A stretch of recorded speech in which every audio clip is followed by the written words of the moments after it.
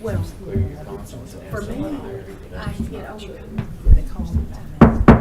We'll go ahead and begin. I'd like to welcome each and every one of you to this afternoon's agenda meeting. This afternoon, we'll address review those items that will be formally addressed next Tuesday, already in August 6th, 2024.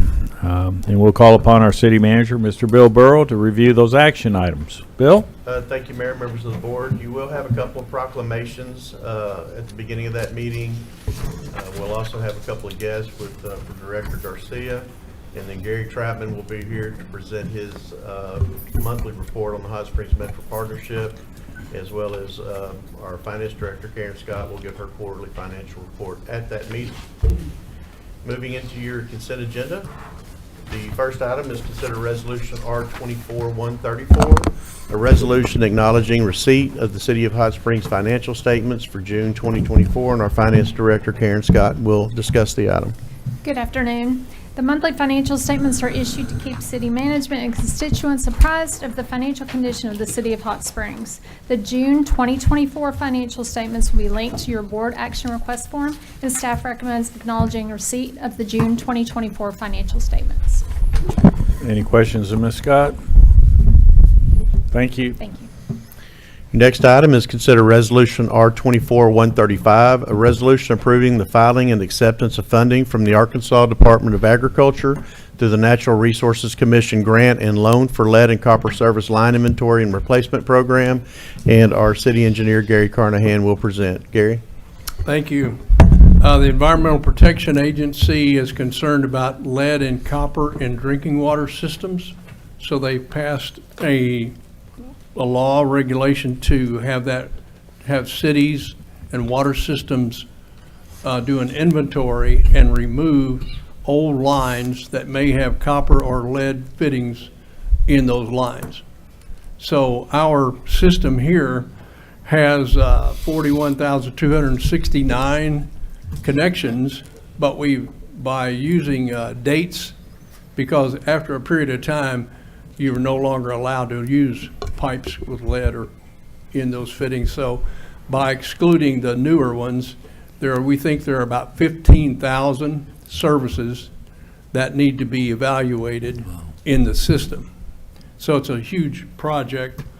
And however, the federal government has provided funding to assist cities with that. And in our particular case, they are offering a loan to the City of Hot Springs that has principal forgiveness. So essentially it's a grant. It's a loan with principal forgiveness for $1,837,500, and then another loan that has to be repaid, but at 0% interest for 20 years. So that's for $1,912,500. So that will require that we budget an additional $95,625 each year for 20 years for the retirement of that debt, that loan. But it's something we are required to do. There's no way around it. And so we're recommending, you'll see more information in your packet, but we'll be recommending that the board approve the acceptance of those loans. Very good. Any questions of Gary? Director Webb? Yeah, thank you, Mayor. Mr. Gary, on this second loan at $1.9 million to be repaid at no interest, do we have any foreseeable way to repay this loan without increasing any of the services being provided to customers of city water? How do we plan on repaying the loan? Well, that's going to just be a budgeting project that Monty Ledbetter and Karen and Bill have to do when they look at all of the cost of operating the water system and the debt retirement and so on. So it's a budgeting exercise they're getting ready to have to go through this fall. We think it's going to be somewhere, average out about $95,000 a year, if that was a good number. Right. We're not exactly sure how many we're going to have. Right now, we have about 16,000 that are listed as unknowns. We anticipate there'll probably be about 5,000 that we'll have to actually go out and dig up and check. And as Gary mentioned, if it's after a certain age, we know that it's not going to be copper or lead, so we'll be able to turn those straight over into confirmed. But looking at the dollar amounts that Gary just mentioned, with the one loan being completely forgivable, the second with a 0 interest rate, we think it's going to be somewhere around 95 to 100,000 on those particular paybacks, and that's something that we'll just absorb into the budget. That's, in the budget the size of utilities, that's not one that's going to require any kind of a rate adjustment. Thank you. Director Garcia? Thank you, Mayor. I had a couple of questions. The special water districts that we took in and over the years, and that are now city assets that we take care of, do we have adequate information? We may have taken them in they became city assets at a date that might fit in, oh, well, we don't have to worry because you couldn't use lead at this time. Do we have all the records for all the water districts taken in that may reflect that they need to be replaced? Well, I think we do, and I'm pretty sure that all of those were built with newer PVC pipe, but we have the plans and for when those were built. But I think we're going to find that all of those are going to be not have any lead fittings or anything. And second, this includes the old Army Navy hospital area, and so is that one of the connections that has to be checked? Probably. I don't know, but probably. But and just to clarify too, our only we have the I'm not sure actually now that I think about it. I was just going to say our responsibility stops at the meter right behind that stone wall on Reserve Street. And everything inside there is part of the federal complex, and they have spent their own dollars in the past to upgrade the system inside the complex. So I would assume that same principle would apply here. I believe that's correct. Now, one thing that I will draw your attention to, typically when we look at our service line and that the city installs whenever you have a new house or a new subdivision being built, we'll run a service from the main to the meter. And in this particular requirement, they're considering the main or the service line to be from the main to the house. So that's a little bit different. We're going to be responsible for those all the way to the house, at least checking those and part of that replacement. So that's we haven't seen that quite before. Typically it's just to the meter, and then from the meter on is the resident responsibility. But because of the service lines and the issues with the lead and copper in this particular legislation, it's got to be checked all the way from the main to the house. But the city's responsible for checking it to the house or to correct. the build, if it's a commercial property, or even if it's mothballed and not have a current connection, but could be in the future, we're responsible for checking it from the meter to the property. We have to check it to the structure. A little bit different when you're talking about the federal property, I think, because all of the, a lot of, and in some of these where we have service lines that go into a complex that have their own water system on the inside, say it's multifamily, they're going to be responsible for what's inside there. We've got to be responsible for our service to them. It's going to be a little bit different, I think, on commercial. All of the ones that you mentioned, though, that came in improvement districts, they're city assets now if we've accepted those. So the first part of what Gary's talking about, we had to do a complete inventory of our system. So we know we have all of the services documented as far as where we service. So those initially went in, and that's Monty's back there, but Gary, you may know, who'd we use to come up with that inventory? Was it Chris? Chris Based on our Engineers did a kind of pro bono early look with using court records of when houses were built and so on to narrow that down. It was almost 43,000 almost 43,000 services that were inventoried Did we- initially.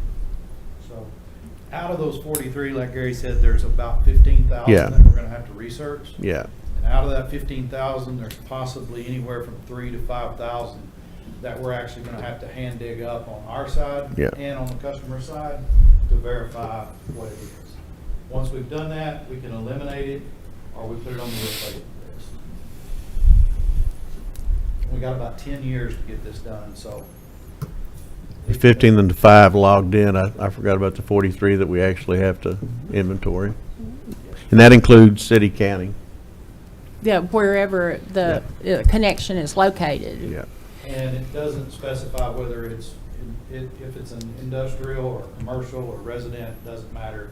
All services are, all for the main, or all of them are considered service lines. The loan, zero interest loan is still an outlay of expenditures for the city It'll be about 100,000 a year, we think. year. So this is an unfunded mandate. I guess you could consider that. I mean, they're gonna provide some funding. Some funding. But then But- about half of it, we're gonna have to borrow at a. For at a no cost. 100,000 for 20 years is Yeah. not funded by this I don't legislation. disagree with that, but they're providing some, but certainly not all. I might be the only one, I'm just got questions coming up that, do we want this to remain on the consent agenda, or do we want it on new business? I don't know, I'm asking, I We might can be the drop only it one. down. Doesn't matter to me. We can drop it down to new business. Not that, I'm just thinking between now and Tuesday, I'm likely to get more questions from, not just from other people. We'll get that statute out to you as well. Yeah, that would be very helpful. Yeah, we should mention too, Monty kind of alluded to it, they do allow, they have a computer model that we can use that basically is a statistical review so that we can go into like a subdivision area or a part of town, like 3 blocks off of Washita Street, let's say, and we can do sampling of a prescribed number of that group. If they come back negative, then they would accept that whole area can come off the list. Okay. On the That's- other hand, if they get back positive, then we have to do additional testing. All right. So Sounds it- very intense. It's gonna be a big undertaking. Yeah, it sounds like it. Director Holliday? Thanks. Can you just repeat the 3 numbers so I have them right in my notes? The loan numbers. Right, the loan with principal forgiveness number, the loan, and then what we're budgeting. So the loan with forgiveness, 1,837,500. Thank you. And then The loan that we have to repay in 20 years, 1,912,500. Okay, And if you divide that by 20, it's 95,625. perfect. Thank you. If it's possible to include in the budget any estimates based on the numbers you currently have, because I don't know if these cover our total, what our total potential cost would be if there were be additional, is that 1.9 your estimate? Or do we know what it might potentially cost? There could be other cash outlay? I think in 2025, we'll just be using this money to go to do all the survey and inventory work. And then we can know more and budget in 2026 and future years. We have 10 years for the entire program. But we probably won't be actually making any repairs in 2025. Thank you. So this money is basically for exploratory surgery. We have to go out, we have to investigate. Whether we accept this money or not, we still have to do it. Right, So we're right. still gonna have to budget something to do it. Right. So I think it's important to say that we do have to, we are gonna have to do this regardless, but at least it's a little bit of help. Yes. And Oh, gets yeah, us kind yeah. of, gets us started on the inspections. Now, we can, if we do find service lines that need to be replaced, we can replace them with this money. But most of this money will probably be used for digging the service lines up and exploring what's there.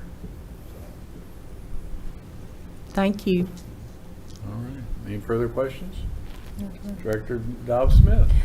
How will this impact the paving program and the sidewalks program? Can we do the exploratory surgery before we put down the new sidewalks and the paving? I mean, we've already done it, but if we've got one on the paving list or the sidewalk list, maybe we could start with those to find out if there's a potential lead problem. Because our oldest neighborhoods are probably the ones that are going to have the most problems. Okay, I hear you. I hadn't thought that, I haven't already thought ahead. You're ahead of me, so, but very good point. We'll take that into account. Thank you. All right, no further questions, so we'll move to the next item. All right, next item is consider resolution R24-136, a resolution appointing to position 1 on the Hot Springs Housing Authority Board of Commissioners. That's left blank for now, and Ms. Morrissey will discuss the item. Thank you. Position 1 on the Housing Authority Board of Commissioners expires on August 16th of 2025 and was held by Roy Lee Murphy Jr. until his passing on March 10th of 2024. Following his passing, the Board of Commissioners of the Housing Authority did begin efforts to fill that position. They received 3 applications, interviewed 2 applicants, and at their May 20th meeting voted to appoint Carmen George to serve the remainder of Position 1 term. On May 28th, they did submit that resolution appointing Ms. George to that position. However, because the appointment was made after 45 days from the vacancy occurring, the board voted not to confirm the appointment. The city has been advertising this opening through the 22nd and has received 3 applications. Those would be from Carmen George, Bruce Mitchell, and Jacqueline Cadena. And the board will have the opportunity to interview these people following this meeting at the special meeting. Very good, thank you. Any questions of Harmony? All right. Next item is consider resolution R24-137, a resolution awarding a bid to Steep Creek LLC for the 2024 stormwater drainage improvements on Apple Blossom Place in the amount of $86,406. And our Public Works Director, Ron Seavright, will present the item. Good afternoon. This drainage project is to mitigate a hazard. There's water that comes off the road, drains down a vertical face and comes in between some houses, and then a sheet flows across the road. What this project is designed to do is to capture that water through a drain box and carry it into our existing system, so the water will not sheet flow across the road, causing ice in the winter, and it gets a lot of silt and mildew in the summer. We had 2 bidders on this project, Steep Creek at the $86,406 and Coakley Company at $107,910. Right. And you're selecting which one? Steep Creek. Steep Creek, okay. Lowest responsive bidder. Yeah. Questions, Director Garcia? And you have worked with Steep Creek in the past? Yes, ma'am. Any additional questions? Thank you. Next, we have consider resolution R24-138, a resolution authorizing the filing and acceptance of a 2024 outdoor recreation program grant from the Arkansas Department of Parks, Heritage, and Tourism to fund the splash pad at David F. Watkins Memorial Park. And our Parks and Trails Director, Anthony Whittington, will discuss the item. Anthony. Thank you, Mr. Burrow. The Arkansas Department of Parks, Heritage, and Tourism offers grant funds to Arkansas municipalities and counties through the Outdoor Recreation Program. The mission of this program is to improve management, planning, and overall quality of Arkansas's outdoor recreation resources through advocacy, research, technical assistance, and grant funding. The City of Hot Springs is requesting $59,394.32 in outdoor recreation grant funds from the Department of Parks, Heritage, and Tourism's Outdoor Recreation Office to complete a splash pad at David F. Watkins Memorial Park. This splash pad was part of the original plan for the park and will be approximately 2,500 square feet. It will feature ground level as well as overhead aquatic amenities. The Outdoor Recreation Grant Program is a 50-50 grant, matching grant. Through fundraising efforts and private donations, the Park Avenue Community Association has raised the match of $59,394.32 for the splash pad, project and intends to donate it to the city as required for the 50% match. And there'll be a letter from them attached to the packet. They have also purchased a shower dome, which is a big umbrella-looking feature that kids can get under and rains down on top of them. They've already purchased that in the amount of $14,350.89, and will donate the remainder of the funds via cash in hand of $45,035.43 in a check presentation to the city. So total we can use the $14,000 as donated donation of materials toward the grant. So total that's where we get to $59,394.32. Any questions of Anthony? Director Webb?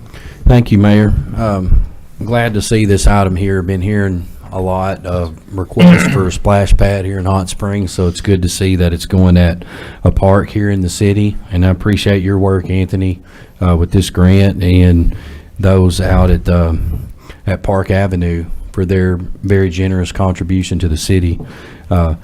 When you were sharing with us that there was the 40, close to 45 cash in hand, and then the 14 that went for the shower, are you also sharing with us that this grant was already filed and was awarded to the city, or we are in preparation of filing it, Correct. and we are just trying to make sure that we've got that match in hand for if and when the grant is accepted for Hot Springs? Correct. It has an August 30th deadline, and so we'll complete the grant by the end, and so that we'll have, their match toward that grant.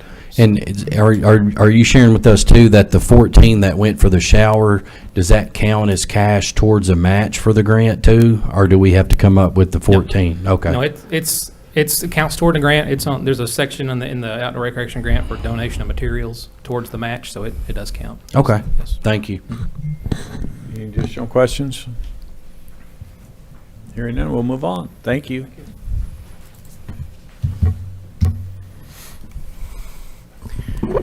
In your next item, we have to consider Resolution R-24-139, a resolution approving a lease agreement between the City of Hot Springs, Arkansas and Mason Lord doing business as Lord Aviation LLC for Hangar A-10, Unit Number 3 out at the airport. And our Airport Director, Don Rollett, will present. Don? Good afternoon. This is a standard lease for the hangars. It's a 2,500 square foot hangar. He's been in the hangar for a while now. He was sublet by another organization that had the hangar before. So this is the initial lease with the Airport Direct, and it'll be for $758.33. It's a 5-year lease with 2 extensions. Any further questions? Any additional questions? All right, thank you. Thank you. Next item is consider Resolution R-24-140, a resolution adopting an updated Title VI plan for the Hot Springs Intercity Transit, and our Deputy City Manager, Lance Spicer, will present the item. Lance? Yes, thank you. Good afternoon. Hot Springs Intercity Transit, they do accept federal transit funding for operation of the bus service. In doing so, they are required to have an updated every 3-year Title VI plan, which is part of the Civil Rights Act of 1964. So at its core, the Title VI plan really deals with individuals so they're not denied or excluded from participation in any of the transit services that we offer by way of race, color, or national origin. And as part of the update, the plan itself has several elements to it. It's got our public participation plan in it. We also do some demographics, look at our service area. We do extend just outside the city limits as you move toward National Park College. Additionally, we have our limited English proficiency plan for those that use the service that do have a limited English speaking ability. And within our service area, that's about 3.84%.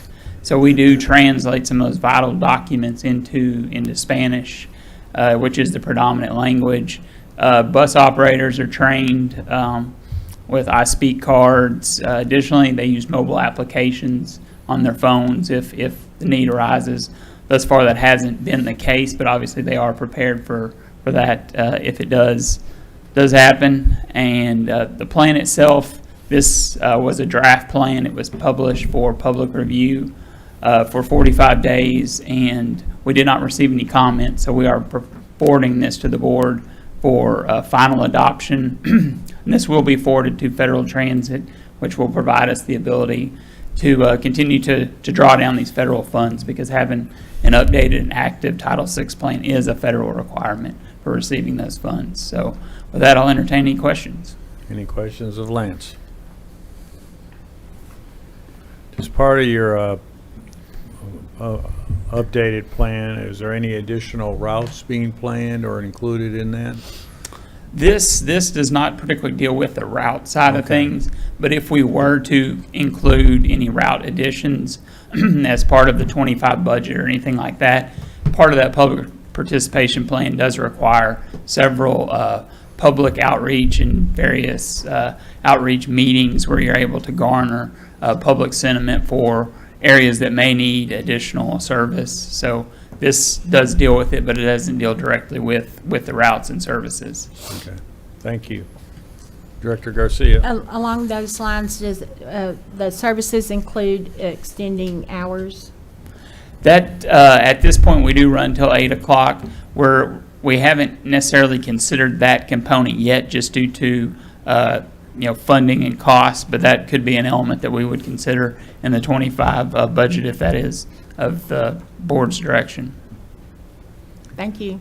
Any additional questions? Thank you.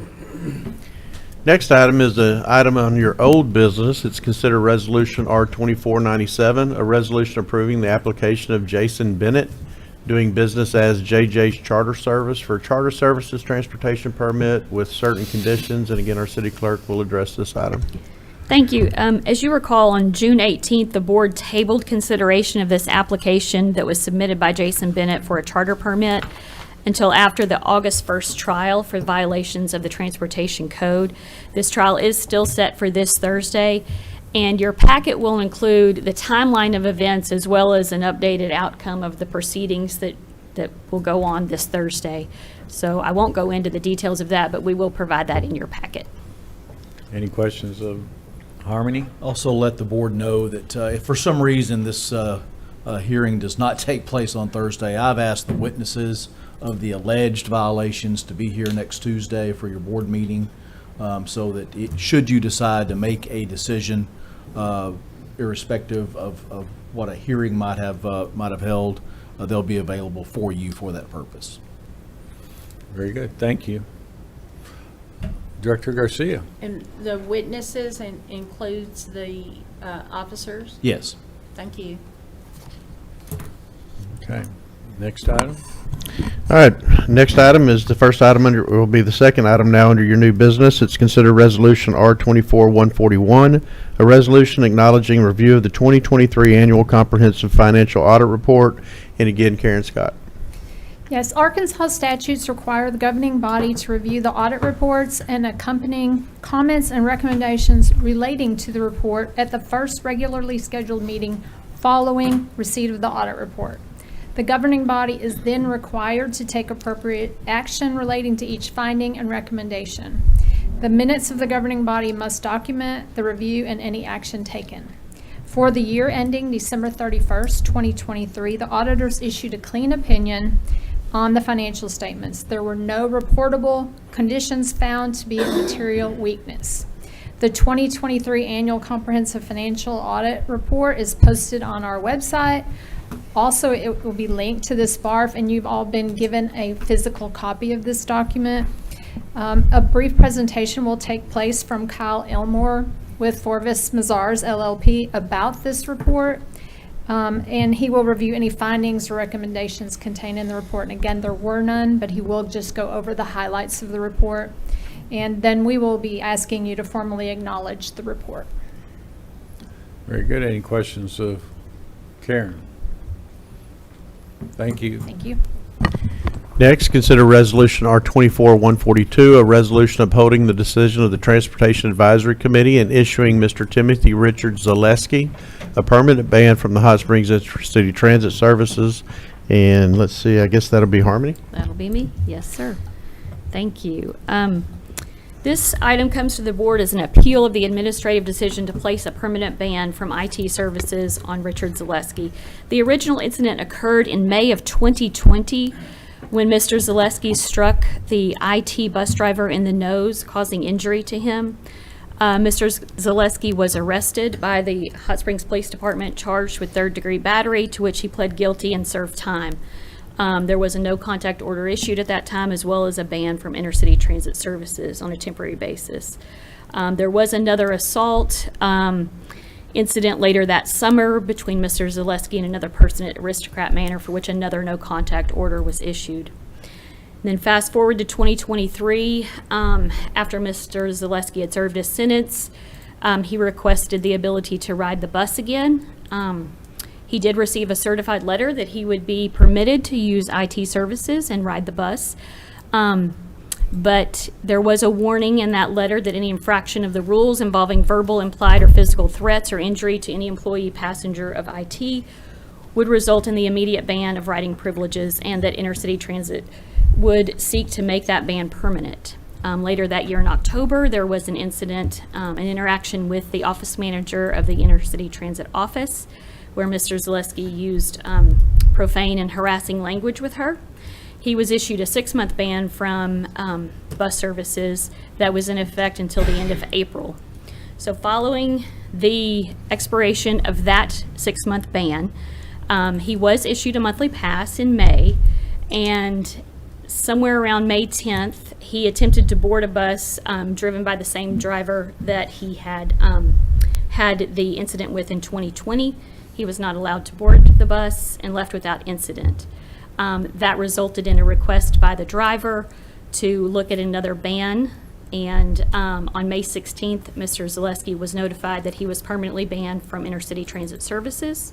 So he appealed that decision to the Transportation Advisory Committee. They did uphold that ban, and the family is now appealing the decision to the board. So Mr. Zaleski and his family will be present at the meeting, as well as staff from Intercity Transit Services. Any questions? Got a little bit there.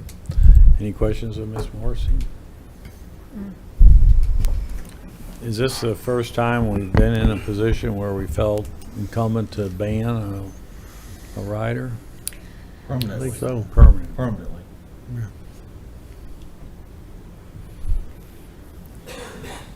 I understand the gentleman had no contact order with the driver, but would he be aware of who's on the bus? That no contact order has since expired. So, so now that was one of the reasons that the driver was expressing his concern about his safety, because that was no longer in effect. The no contact order. Any other questions? Thank you. Next item be your first ordinance of the evening. It's O-2423, an ordinance waiving the requirement of competitive bidding and approving the emergency purchase of a 125 horsepower Cornell sewer pump for the Winkler Road Pump Station. And our Utilities Director, Monty Ledbetter, will discuss the item. Monty? All righty, thank you, Mr. Burris. Staff is requesting a purchase of emergency Cornell 125 horsepower sewer pump for the Winkler Road Pump Station. This was an emergency purchase, so I asked then acting manager Lance Spicer to approve it by email, and Bill approved it also when he got returned, accordance with HSC 2-3-4. This pump is 20 years old, and it's one of our major pumps. It's of course a 125 horsepower pump is a large pump, but it pumps water to our Southwest wastewater treatment plant, and we're currently using one of our backup pumps in that situation over there now. So we have two that are in the shop being rebuilt, and we have one in operation over there, so we're really needing to order another one. And there's long lead times on this pump. They're 32 weeks out once we order it. And let's see, J.R. Stewart Pumps and Equipment is the sole source provider of these pumps in the state of Arkansas. They gave us a quote for $90,000. Once including tax and delivery, it's $100,192.50. Any questions on this? Any questions of Monty? Director Garcia? Do we have to classify this as waiving the competitive bidding since it is a sole source? Well, we have to now because it's after the fact. Oh. This had a 32-week lead time, I think you said. Right. And so the city manager exceeded the established limit of 60,000, but your code provides for that being confirmed, ratified by the board through this action. But it is a sole source. We're not really waiving bidding. It would be, but quite frankly, they didn't go through the process. Because it's emergency. Right, It's an emergency process, you I don't- understand. Yeah, Okay. you don't have a declaration of the sole source. Okay. Thank you for that clarification. Yes, ma'am. Director Webb? Thank you, Mayor. Mr. Monty, here at Winkler Road, this pump station, what's its current capacity and what is the max that it can hold? Does this serve Lake Hamilton School District or will it? It does. Everything flows to this pump station that goes to the southwest plant, so it's the major pump station that, so yes, Lake Hamilton, all that flows that direction. Yes, sir. I'm not sure the exact capacity.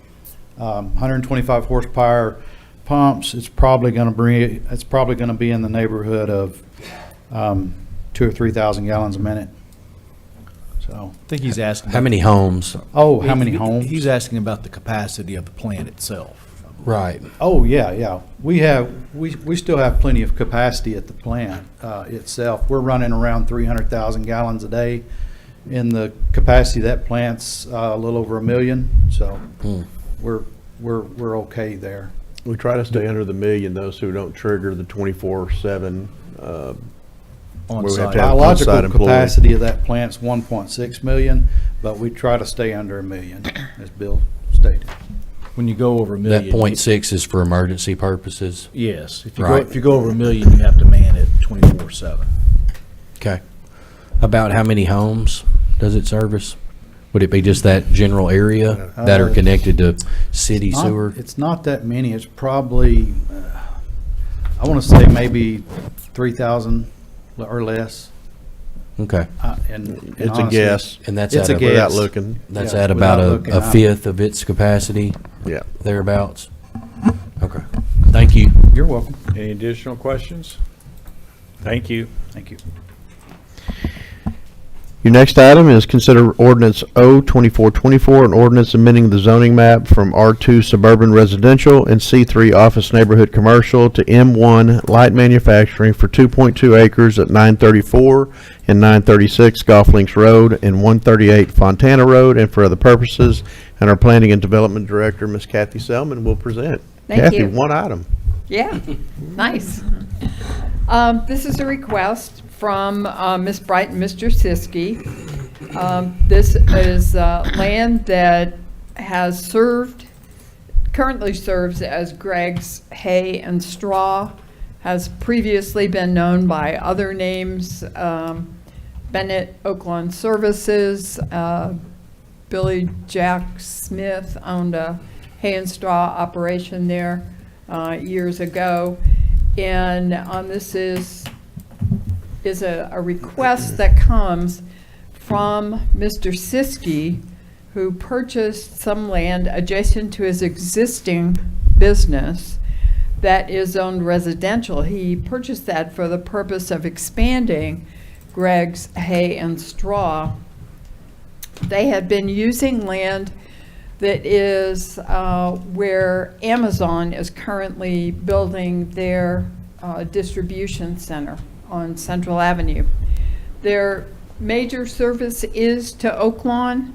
Their location on Golf Links and this new land on Fontana would allow them to continue to serve Oak Lawn in an area that is very convenient for both their business and for Oak Lawn. So they are requesting a change from residential for the Fontana land and from C3, which is office neighborhood commercial, where Greg's Hay and Straw and Bennett's Automotive currently are located.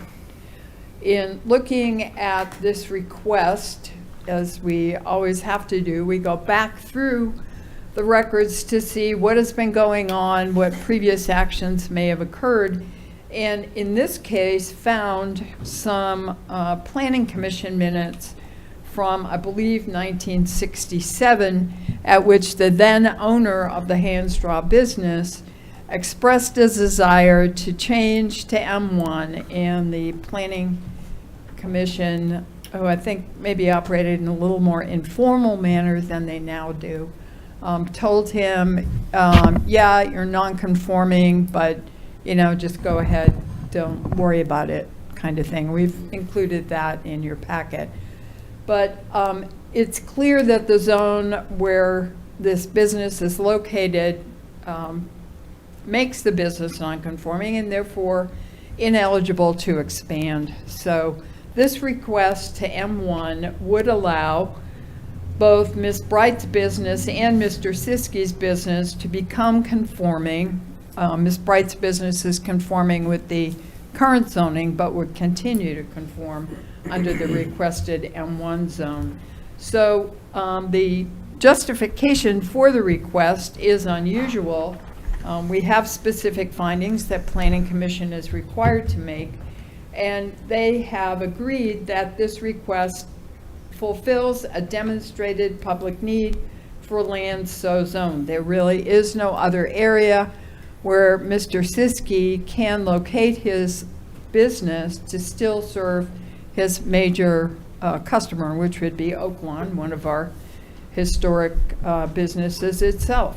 So Planning Commission heard this item on July 11th.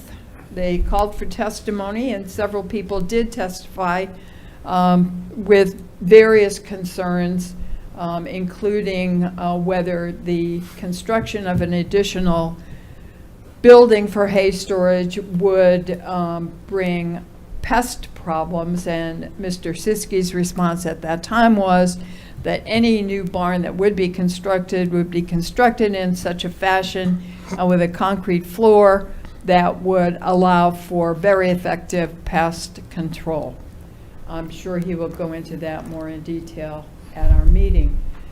But Planning Commission did vote, after considering the record, 9-0, to recommend that you approve an ordinance amending the zoning map from R2 suburban residential and C3 office neighborhood commercial district to M1 light manufacturing for this 2.2 acres of land, because the change demonstrates a public need for land so zoned, and also to amend the property's future land use map designation to commercial enclave.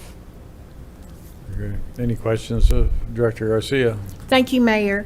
In our packets, can you include information in, you looked at the previous activities, but can you include how the stormwater runoff will impact residents? I've received a number of complaints from the residents in that area on rain events and storms that are negatively impacted, and I have a concern with an expansion. Is that going to increase the impact to these residents? So what, is there a way to include a review and report from stormwater? Probably not. And in making this decision, you have specific standards, and stormwater is not one of them. This is a request to change the zoning. Any request to expand a building or to construct a building will include full examination of what the impacts of that proposed construction would be, including stormwater. So that is something that would be addressed at the time of a building permit. Well, and in looking at the previous activity, are you aware of complaints that have been made in that residential area? Do you have a report of that? I do not. Okay, but this is information that I'm interested in. If I'm concerned about the impact prior to approving it. My standard is how the negative impacts to the residents. Absolutely. If there are stormwater concerns, then the stormwater department would be the place for that to go. And I will convey to them your concerns, but I would repeat that stormwater management is not one of the standards in the zoning code for changing zoning. That is something that would be looked at the time of permitting. For permitting, but it is a standard of mine when voting. Okay, let me ask you this question on increased truck traffic. I guess they're gonna house hay or feed and move it to the track during race season. Yes. And, you know, they'll be on golf links or golf links, which Yes. is kind of windy, and it's not that far of a drive, but any anticipated issues there? We do not have any information with regard to the number of trucks now and the number of trucks proposed. That is something that we can mention to Mr. Siskey, and that is something that he may be able to provide with you, I would be guessing. We can go back and look as well, but at one time that was designated a truck route. We had issues with solid waste, and that was one of those that was a permitted truck route. Well, if we can check that, that'd be great. Director Webb, did you have a question? No? Director Holliday? Thanks. A couple. One, can you make sure and include either a link or a copy of the table of permitted uses, the current table? Sure. And then also, I don't recall in the table there being hay distribution. So what is the business classification or use classification of this particular business? So we can Yes, see? we are classifying it in a more generic term as is used in the table of permitted uses. An auto repair facility, which is existing and owned by Ms. Bright, and warehousing, wholesale, enclosed, which would be the hay storage. Okay. Thank you. Any other questions of the board? Thank you. Thank you. Next item, ordinance O-2425, an ordinance waiving the requirements of competitive bidding and improve a contract with Tyler Technologies for the credit and debit processing of electronic payments by the City of Hot Springs and for transactions in New World Systems. Again, Karen, it's hard to get out. The current third-party merchant processor that is integrated with the city's New World systems for all electronics payments taken by the City of Hot Springs is BridgePay. Tyler Technologies, who owns New World Systems, notified us that they had developed their own proprietary payment gateway called Tyler Payments, and that they would end all integrations with BridgePay effective December 30th, 2024. In order to ensure integration and compatibility throughout the system, the city must convert its credit debit card processing of electronic payments from BridgePay to Tyler Technologies, making competitive procurement impractical and unfeasible. Tyler Technologies has submitted the attached quote that'll be attached to your BARF for such services. Staff requests approval to contract with Tyler Technologies for credit debit card processing of all electronic transactions in New World systems so that all transactions will be posted real time, and we will slightly reduce the amount we are expending on an annual basis for these transactions. The term of the agreement would be for 1 year and 4 one-year extensions upon the mutual consent of the parties subject to any budgetary constraints. I'd be happy to answer any questions. Any question? Director Garcia? Were you provided any information that could be included in our packet that this meets your needs? I mean, will it allow, we used to have where you could make the payments from your bank account online, and So we still have bank drafts. but Is that- bank drafts, but when people don't have bank drafts, they could go online and make their payments on their water bills.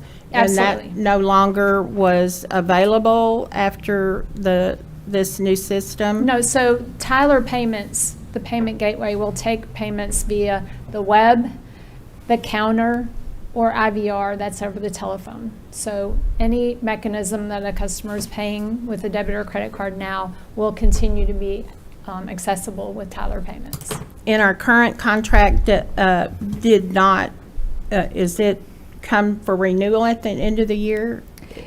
Did we not have a contract that allowed this? So Tyler had actually contracted with BridgePay for this service, for the payment gateway.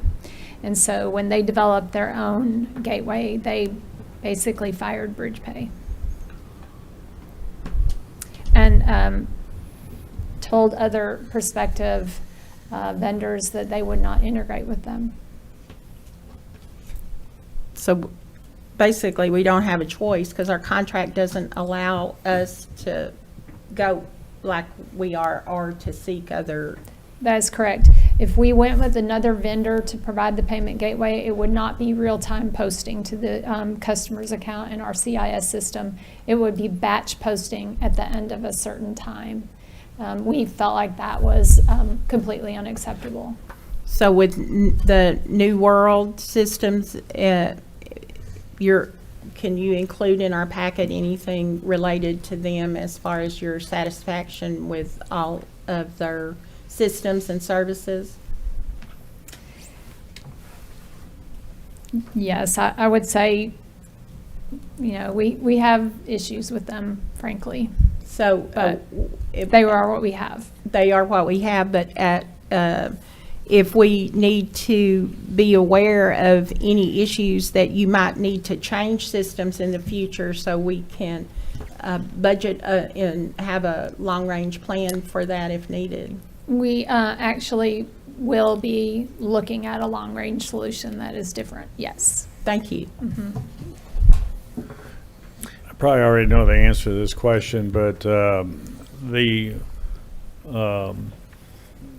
parking plan dealing with payments, that's a totally separate system? Correct. Okay. IPS has their own payment gateway, and those transactions will go through there and then come into our bank account via Okay. that payment gateway. Okay. Director Dobbs-Smith?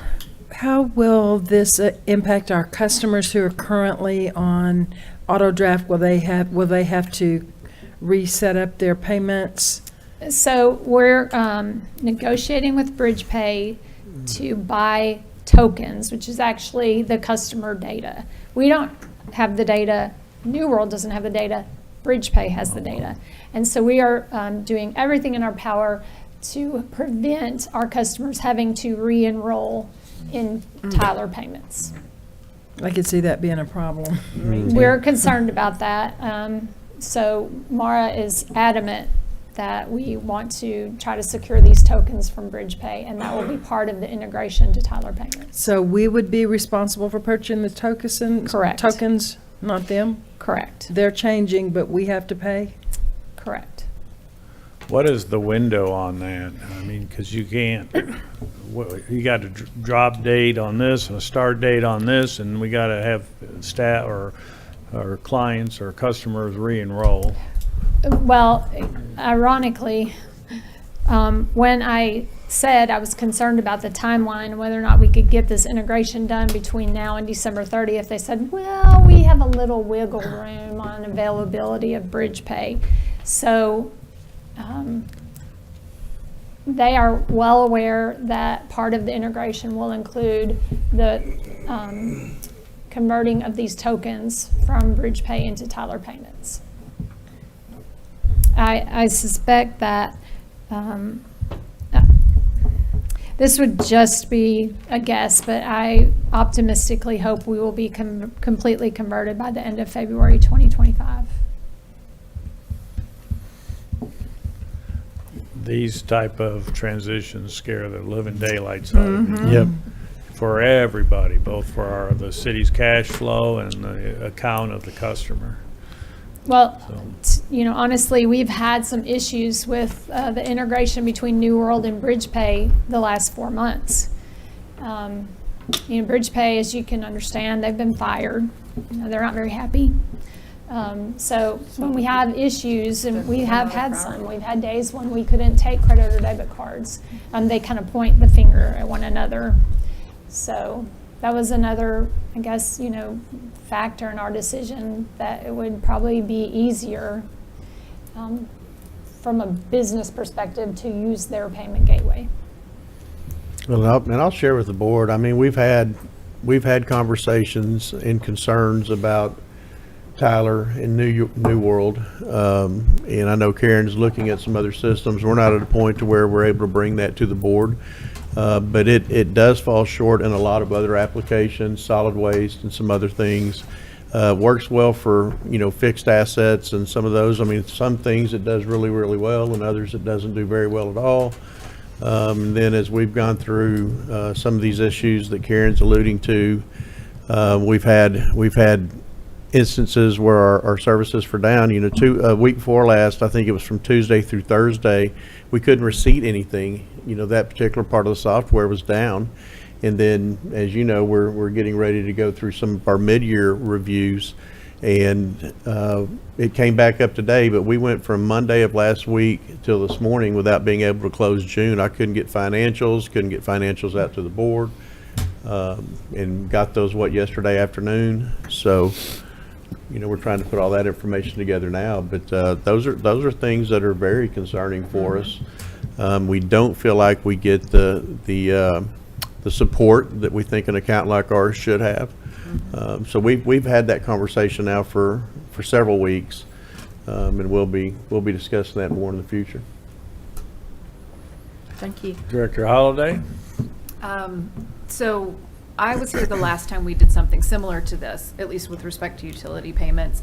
And I do remember we were very clear with customers, so if anyone's worried when we go through this, that our staff was very understanding and made sure that if someone had an account that drafted, that if it didn't draft and they ended up overdue, that, the city's not running out, shutting off meters, because we know that there will be some delays. So I just, to reiterate that now, and then perhaps next week as well, if people are worried, they lived through that last time. I'll tell you, I'm still not on draft after it. It was just, it was something that was a challenge then. It sounds like it's going to be a challenge again, but I just want to make sure that people aren't afraid that if they kind of miss the memo there, that they're not just going to get their water shut off, that we'll make sure they know what's going on. Yeah, we will communicate multiple times to our customers, letting them know what's going on. Director Dawson? Do we still have a third-party billing system for the water? We have a third party that creates the bills and mails them. Do they have any sort of a payment plan or credit card? I don't know. Essentially, what Tyler has done is created a circumstance in which you have to use their product if you're going to use their platform. On the billing, we send that company, every time we do a billing cycle, we send them a file, and they create our statements. Have we bills. asked, though, if they accept payments through that billing? It's, company? I don't think, Yep. it's not tied to New World because we create the file and send it to them. Then they generate the invoices and mail them out for us. I'm just saying, if they're generating the invoices, maybe they have a way of receiving payment. Well, the- Not New World, not, it might be First But New Data, it World might be won't someone accept else. it. The problem won't is that it accept won't be it. live data in the CIS system. Ah, And that's okay. what we have to have. Okay, In other I words, got let's you. say that somebody might be in danger of being shut off tomorrow. Okay. And they make a payment online at 7 in the morning. The Mora staff, utility billing staff is going to see that, and then they won't be on the shut-off list. So we- basically, we have like four. We have our on-hand, the people who are on staff. We have the billing people that send the bill out. We have the people that take the payment. And then we have this, whatever you call this system that tells me my water's been used too much. Yes. Well, it looks like there's a way to simplify that. Well, and you know, something else that complicates some of what we've looked at, Tyler has grown. I mean, they've gone through several acquisitions of other companies, so, you know, as you're looking out there, there's not as many options as there once were. And that may be, I think, part of the issue is they've just gotten too big too fast, and we're on one of the, I won't say a legacy system, but it's not the Cadillac. But Tyler is the one that sends out the portal, the water portal notifications. That's Census. That's Census. So we got Well, Census in there analytics too. now. We got Census in there, and then we got, it's like we got a lot of, They do two Moving totally parts. separate functions, though. Census is the meters. Yeah, Census has the meter data, which feeds into New World to calculate the bill. Yep. Okay, you each get a credit for understanding our utility billing and It's integration complex. to the new system. It's not for the faint of heart when you have That's 40,000 scary. customers. I understand. All right. Any further questions? Appreciate you. Thank you. Thank you. Mayor, that concludes the items for your next meeting. All right. Well, we will have a special meeting of the Board of Directors right after, so stay close to your chair, and we'll be interviewing applicants for the Housing Authority Board of Commissioners. Thank you.